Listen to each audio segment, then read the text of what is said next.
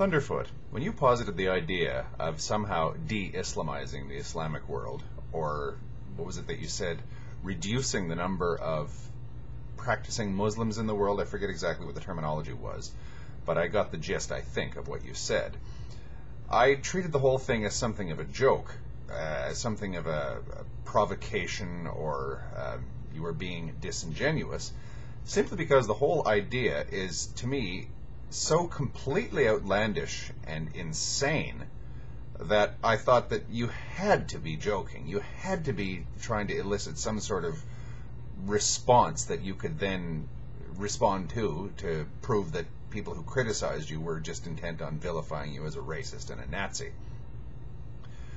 Well, there are people actually who are seemingly determined to defend this position of yours, this idea of yours to educate Muslims out of being Muslims.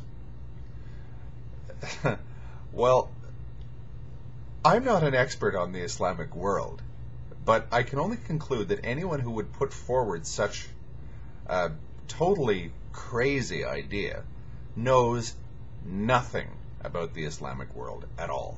I mean absolutely nothing. The entire idea of attempting this sort of thing is so completely crazy. It amounts to attempting to tell 1.5 billion people that they've got the wrong personality, that they've got the wrong identity, that their mind is put together wrong, that their culture is all wrong from the get-go, that their soul, everything that they are, is wrong, and they are going to have to completely change.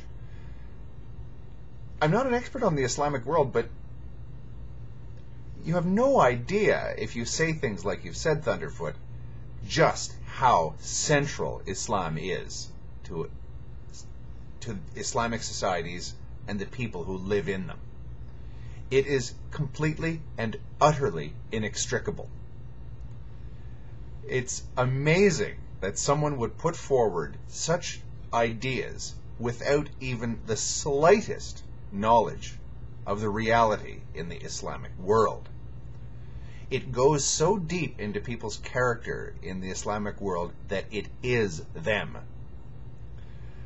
That is the reality of the situation. We can come up with all the mad schemes that we want, but if you ask me, the whole idea behind what you're putting forward, i.e., like I say, de-Islamizing the Islamic world, is not just crazy, but unimaginably arrogant and narrow-minded and based upon a total, thoroughgoing misunderstanding, lack of knowledge of even the bare basics of Islam and the Islamic world.